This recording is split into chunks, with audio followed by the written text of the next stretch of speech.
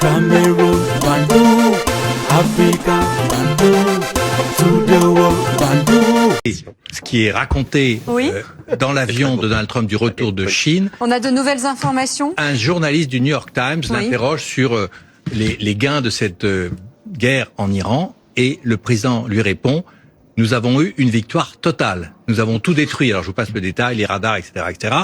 Et il ajoute, c'est là où c'est intéressant, d'ailleurs vous, c'est avec des gens comme vous, des journalistes comme vous qui racontez des mensonges que l'on cache notre victoire totale. Et là où Trump vraiment va jusqu'au bout, c'est qu'il dit, et d'ailleurs, c'est les fake news, c'est le New York Times, c'est CNN, et je pense, ajoute-t-il, et c'est ça à mon avis la formule importante, pour moi, ce que vous faites, c'est de la trahison.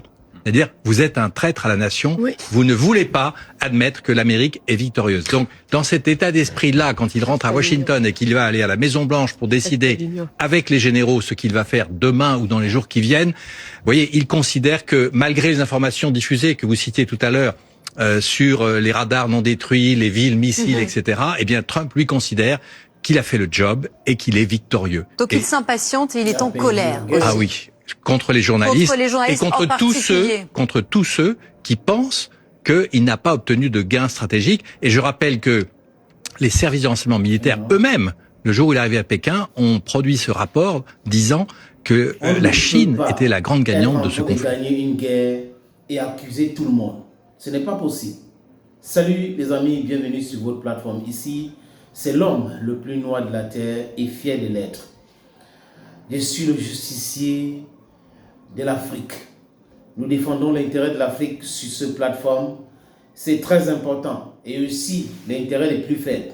Et nous sommes toujours du côté du bon sens, de la vérité et de la justice. On peut se tromper. Nous sommes des êtres humains. Mais on se trompe généralement de bonne foi. Quand c'est la presse occidentale qui commence à douter du sérieux de la parole de Donald Trump, ça dit qu'il y a un guise rouge. Parce qu'il faut que ça soit vraiment flagrant au point où les gars ne peuvent rien cacher. Si Donald Trump était moins brouillon, quelqu'un qui prenait son temps, qui ne faisait pas les déclarations tapageuses, ça pouvait passer. Mais Donald Trump, c'est quelqu'un d'impatient. Donald Trump, c'est quelqu'un qui veut gagner. Il pense que la politique doit être traitée, ou son projet de politique, ou son projet politique, j'y arrive enfin, dans Don't Talk French, doit être comme ses affaires. Si ça ne marche pas, je tords le bras. Je suis fort, je suis plus fort. Mais en réalité, sa visite en Chine n'a rien accouché. Xi Jinping lui a mis à sa place. Et Xi Jinping lui a dit ses 4 vérités. C'est ça qui rend Donald Trump un peu, je peux dire, un peu dérangé, au point où il fait des réactions, de déclarations tapageuses. Il dit à la presse quelque chose, alors qu'en réalité, c'est autre chose. Quand vous voyez quelqu'un qui passe son temps à blâmer les autres sur une prétendue victoire, qu'en réalité c'est un échec, sachez que cette personne est un mauvais perdant. Parce que la presse américaine a quel intérêt de dire que l'Iran a gagné ou l'Iran est en train de gagner ou l'Iran est toujours puissant? Rien du tout. La réalité est là. Les Iraniens ont préparé la guerre et ont trompé avec les peintures, avec des ballons, l'armée israélienne, l'armée américaine.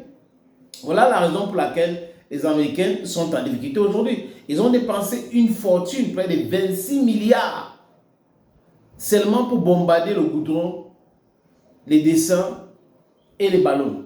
C'est ça la vérité. C'est pas moi qui le dis, ce sont les faits. Et la presse américaine elle-même le dit. New York Times a quel intérêt à dire que l'Iran est résilient, l'Iran est fort, l'Iran est puissant, le détroit d'Ormuz est toujours fermé, c'est l'Iran qui dicte sa loi. Quel intérêt? Aucun intérêt. Donc quand la presse occidentale commence à douter, commence à dire des choses, sachez que l'ampleur même est grave. Parce qu'ils ne procèdent pas, on va dire que non, c'est comme ça, mais on minimise les pertes, on minimise les dégâts. Ils ne peuvent pas. Ils ne peuvent pas cacher cela. Donc Donald Trump qui est en train de dire tout le temps, on a gagné, on a gagné, on a décimé. Oui, les États-Unis d'Amérique ont tué les dirigeants iraniens. Oui, les États-Unis d'Amérique et l'entité ont détruit, ont assassiné le guide suprême iranien qui était un homme de paix, qui ne voulait pas de l'escalade. Oui, les États-Unis ont bombardé une école à Téhéran où plus de 150 enfants sont partis avec leur missile Tomahawk. Oui, ce sont les faits. Mais les faits aussi, c'est que les Américains ont trop dépensé pour rien. Leon Pauletta dit quoi? L'Iran garde à peu près 90% de ses capacités. Donc, pendant à peu près 30 à 40 jours, vous avez fait la guerre contre l'Iran. Vous dites, on a tout détruit. Les services secrets disent, non, ils ont encore 90% de leur capacité. Donc, vous n'avez même pas détruit 10%. Ça veut dire quoi? Ça veut dire que les 10%, c'est la réponse iranienne. Donc, ils ont bombardé à tort et à travers et ils n'ont pas bombardé les vraies cibles. Parce que l'Iran a les missiles, a des drones et des villes des missiles et des villes de drones sur terrain. Donc, l'Iran s'est préparé à cette éventualité. Ceux qui n'étaient pas encore prêts, c'est les États-Unis d'Amérique. Conséquence, on voit ce qui se passe actuellement. Ils ne peuvent que plénicher. C'est tout ce qui reste. Maintenant, accuser les gens. Accuser. L'Iran reste focus. Et les Iraniens sont un peuple très sérieux. Il faut lire l'histoire du peuple iranien, du peuple perse, pour comprendre pourquoi c'est une erreur d'aller les attaquer en espérant gagner contre eux. Aujourd'hui, c'est Vladimir Poutine que Donald Trump respecte beaucoup, qu'il appelle à l'aide. Il va aller voir Xi Jinping. La situation va se décanter uniquement quand Donald Trump va se mettre à sa place et va aller négocier d'égal à égal. Il n'est pas question d'aller négocier avec des gens en se disant « je vais les imposer ce que je veux ». Non. Si tu imposes ce que tu veux, ce n'est pas la négociation. Parce que quand tu viens dire « tu dois faire exactement ce que j'ai dit, voilà mes points, voilà mes points ». Si tu n'es pas pour mes points, envoie tes points, je vois. Et je t'envoie mes points et tu dis que tu as déchiré. Il dit à mon disons qu'il n'a pas lu. Première ligne vraiment des propositions iraniennes, il n'a pas lu parce que ça ne parle pas du nucléaire. L'Iran a le droit d'enrichir l'uranium. Aucun pays au monde ne peut interdire cela aux Iraniens. Le nucléaire, ça sert à quoi? À faire des recherches sur la santé, sur d'autres domaines, sur l'électricité civile. Maintenant, on peut aussi enrichir jusqu'à 90 à 100% pour faire une bombe atomique.